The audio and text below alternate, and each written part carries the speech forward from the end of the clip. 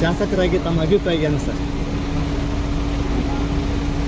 ಯಾರೇ ಎಷ್ಟೇ ದೊಡ್ಡವರಿರಲಿ, ಬೇಕಾದಂಥ ಆಫೀಸರ್ ಇರಲಿ, ಸಾರ್ವಜನಿಕವಾಗಿ ಅವರು ನೌಕರಿ ಮಾಡ್ತಾರಂದ್ರೆ ತಮ್ಮ ಪರಿಮಿತಿಯಲ್ಲಿ ಏನು ಮಾತಾಡಬೇಕು ಅದನ್ನು ಮಾತಾಡಬೇಕು. ಪರಿಮಿತಿ ಬಿಟ್ಟು ಹೆಚ್ಚಿಗೆ ಹೋಗಬಾರ್ದು. ಮತ್ತು ತಾವು ಪಬ್ಲಿಕ್ ಜೊತೆ ಒಳ್ಳೆಯ ಕಾಂಟ್ಯಾಕ್ಟ್ ಬೇಕು. ಸಾಮಾನ್ಯವಾಗಿ ಬಡವರ ಕೆಲಸ ಆಗಬೇಕಂತ ಎಲ್ಲರೂ ಗುರಿ ಇರ್ತೈತಿ. ಬಡವರ ಕೆಲಸ ಆಗಲೇಬೇಕು. ಮತ್ತು ನಾನು ಅವ್ರ ಸಂಬಂಧಿಕ ಇವ್ರ ಸಂಬಂಧಿಕ ಇದೆಲ್ಲ ಮಾಡೋದು, ನಾನು ಮಾತಾಡಬಾರದು ಅಂತ ಹೇಳಿ ಅವರಿಗೆ ವಿನಂತಿನೂ ಮಾಡ್ಕೊತೀನಿ. ಒಂದು ಶಾಸಕನಾಗಿಯೂ ಹೇಳ್ತಾ ಇದ್ದೀನಿ ಇವತ್ತು. ಸರ್, ಇವತ್ತು ಈ ನಿಮ್ಮ ಮತಕ್ಷೇತ್ರದ 2 ಮತಕ್ಷೇತ್ರ ಜನಗಳು ಈ ಅಧಿಕಾರಿಗಳು ಬೇಡ ಅಂತ ಹೇಳ್ತಾರೆ. ಹೈಯೆಸ್ಟ್ ನಮ್ಮ ಕ್ಷೇತ್ರದೇ ರಿಜಿಸ್ಟ್ರೇಷನ್ ಆಗ್ತಾವೆ.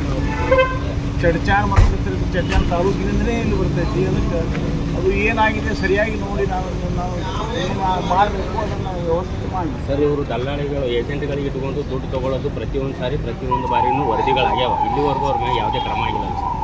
ನಿಮ್ಮ ಮತಕ್ಷೇತ್ರದೊಳಗೆ ಇಂಥ ಅಧಿಕಾರಿಗಳು ಬೇಡ ಅಂತ ಸಾರ್ವಜನಿಕರು ಅವಶ್ಯ ನಮ್ಮ ಮತಕ್ಷೇತ್ರದಲ್ಲಿ ಇಂಥವ್ರು ಬೇಡ ಅನ್ನುವಂಥ ಉದ್ದೇಶ ಇಟ್ಟುಕೊಂಡೇ ಅವರು ತಪ್ಪುಗಳಿಗೆ ನಾನು ನೋಡ್ತೀನಿ. ಫಸ್ಟ್ ಟೈಮ್ ನೀವು ಎಲ್ಲರೂ ಕೂಡಿ ಹೇಳಾಕತ್ತೀನಿ ಇಷ್ಟೇ.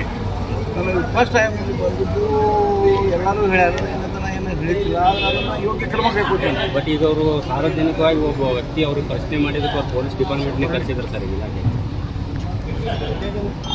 ಕರೆಸುವಂಥ ಅವಶ್ಯಕತೆಯೇ ಇಲ್ಲ ಅವರು. ಯಾಕಂದರೆ ಸಾರ್ವಜನಿಕರಿಗೆ ಬೇಕಾದನ್ನೇ ಕೇಳ್ಬೋದು. ತಮಗೇನು ಸಮಸ್ಯೆಗಳನ್ನು ಬಗೆಹರಿಸಬೇಕು, ದುರ್ವರ್ತನೆ ಇರಬಾರದು ಅಂತ ನಾನು ಹೇಳ್ತಾ ಇದ್ದೀನಿ. ಈ ಕಚೇರಿಗಳಲ್ಲಿ ದಲ್ಲಾಳಿಗಳಾಗಿರ್ಬೋದು ಅಥವಾ ಏಜೆಂಟ್ರಿಗೆ ಅವಕಾಶಗಳಿಲ್ಲ ಅಂತೇಳಿ ಸರ್ಕಾರದ ಬೋರ್ಡ್ ಕೂಡ ಇದ್ರೂ ಕೂಡ ಅವರು ದಲ್ಲಾಳಿಗಳನ್ನು ಇಟ್ಕೊಂಡು ಏಜೆಂಟ್ರನ್ನು ಇಟ್ಕೊಂಡು ಅಲ್ಲಿ ಕೆಲಸ ಮಾಡ್ತಾರೆ. ಇದು ಎಷ್ಟು ಮಟ್ಟಿಗೆ ಸರಿ ಇದೆ? ಅವರು ಆ ಥರ ನೀವು ಹೇಳಿದ ಥರ ಮಾಡ್ತಿದ್ರೆ ಅದು ತಪ್ಪು. ಅದರಾಗೆ ನಿರ್ಣಯ ಮಾಡ್ತಿಲ್ಲ. ದಲ್ಲಾಳಿಗಳನ್ನು ಇಟ್ಟುಕೊಂಡು ಮತ್ತು ಗುಂಡಾಗಳನ್ನು ಕಳಿಸೋದು ಇದು ಸರಿಯಾದ ಕ್ರಮ ಅಲ್ಲ.